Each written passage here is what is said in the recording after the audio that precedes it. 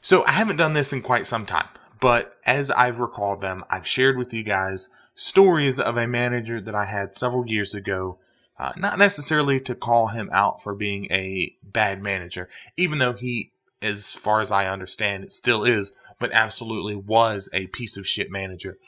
But because as leaders or potential leaders, and again, I don't care if you're talking about guild leader, raid leader, supervisor, team lead, CEO of a company, you not only need to be looking at those beside you, your peers, your fellow managers, those in front of you, those that are in charge of you, to learn what to do, but also what not to do, right? If somebody's failing hardcore, you can look and see what's going on and go, I'm not going to make that mistake. I'm going to learn from that dude fucking up so that I don't do it too.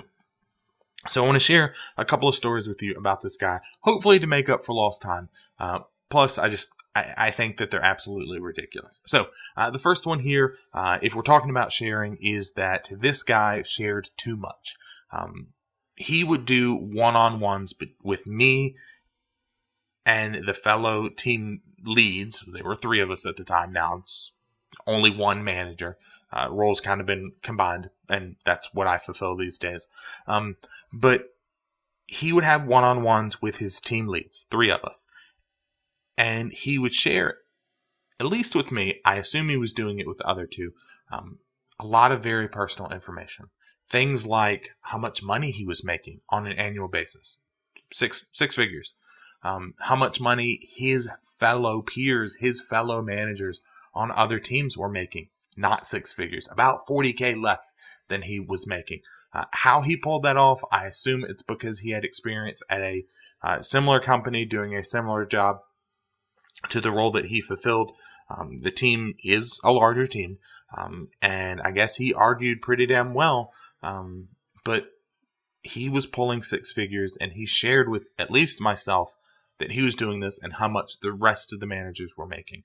At the time, is none of my business, right? As someone who wasn't in the position that I'm in right now, I don't need to know how much my manager is making. I don't need to know how much the other managers on other teams are making. None of my business. He would share personal details about the amount of money. And again, at the time, I did not need to know this because I wasn't in a position where it was affecting my job. Unlike now, which is completely different. I didn't need to know how much money the other people on my team were making. None of my business. Didn't need to know it. I didn't need to know personal details about their life. I didn't need to know about issues that HR would have a very big concern and not a great attitude towards me learning. I was exposed to conversations between him and other managers where he would want me to listen in, where he would have me listen in between him and his boss. Again, conversations that I absolutely did not need to be a part of at all. This guy was a loser. And hopefully you guys have picked up on that. Now, I don't mean that, I get it. I play D&D, Dungeons and Dragons. I play World of Warcraft, obviously. I do YouTube videos. I play video games. Not the coolest kid in town. But when you share not only with your team leads for whatever reason, but your entire team, things like your wife picks out clothes for you to wear in the morning. Not that she went to the whatever store and she purchased a new shirt for you or new pants or new shoes, but the fact that she quite literally laid clothes out for you to wear just like a school child. Just like I would do with my son at 9 years old, his wife was doing to him at 45 years old, whatever. At the time. So 45, 50 years old, this man was having his wife, or his wife was doing it, lay clothes out for him. The fact that this man was made fun of relentlessly by his fellow managers, by his peers, that they made this guy a joke. It wasn't that he played along with a joke. It wasn't that, that there was some back and forth. They relentlessly made fun of this guy. Nonstop.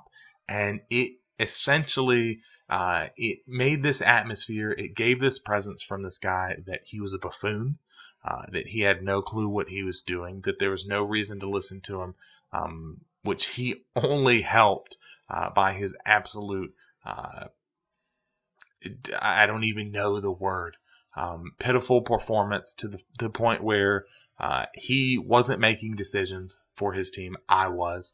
He wasn't doing any of the work that his team needed to have done. I was doing it.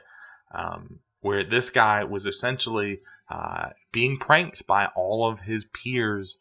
They were laughing at him, not behind his back. They would laugh about him, to his face. There's nothing wrong, I think, as a manager, having a little bit of fun. Poking fun of and having fun around your peers to show your employees, to show your team members that, the boss has a sense of humor. That the manager, the team lead, the supervisor can joke around at times when it's appropriate. But it wasn't the case with this guy. It was the fact that these guys were straight up on a daily basis to his face, pointing and laughing.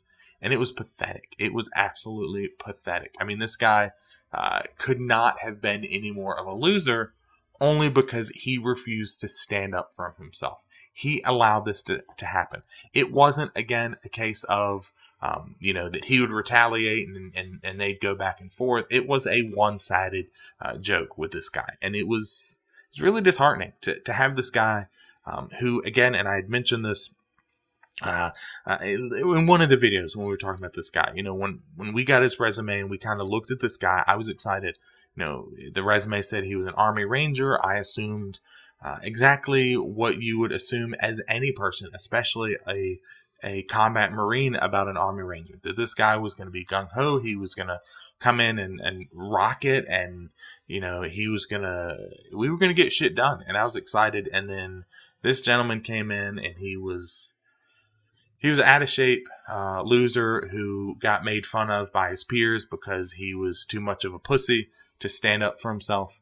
To the point where he would falsify. He would make up these, I don't even want to call them lies, but these convoluted stories about his diet so that his wife wouldn't fuss at him. And the reason why I say this is, if we harken back to his wife laying out his clothes, one of her decrees was that he needed to lose weight. Now, I don't think there's anything wrong with that.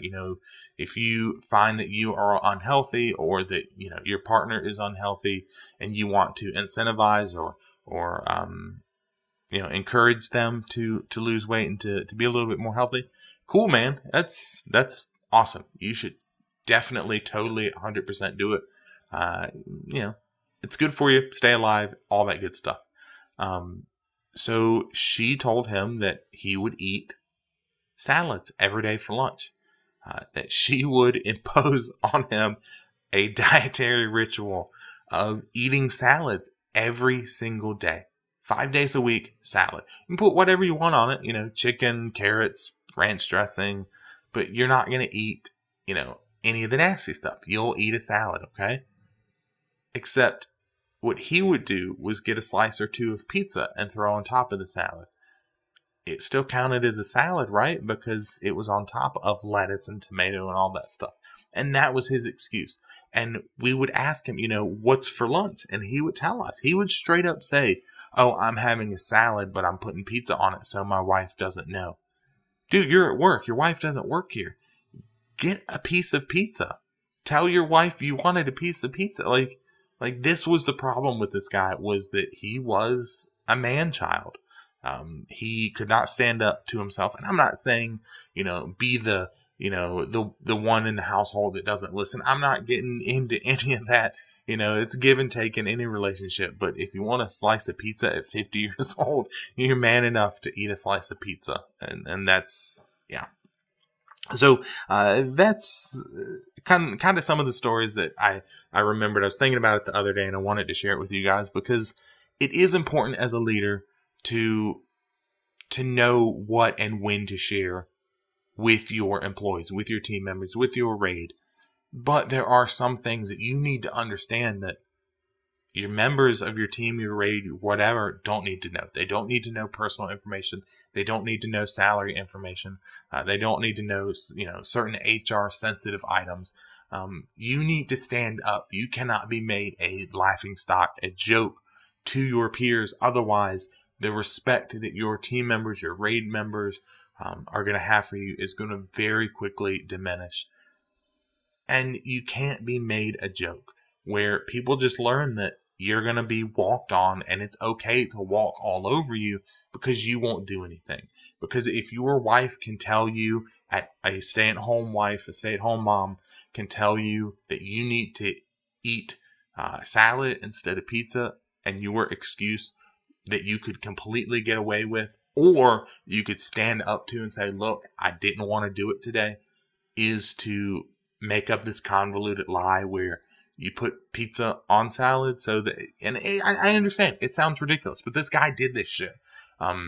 You become a joke. Your raiders, your team members, your employees will laugh at you behind your back, and they will not respect you. They will not work for you. They will not sacrifice when it needs to happen. So hopefully you guys like what I'm saying here. Hopefully you like these stories. If you do, you guys know what to do. If you didn't, let me know in the comment section down below. Till next time, guys. I'll see you.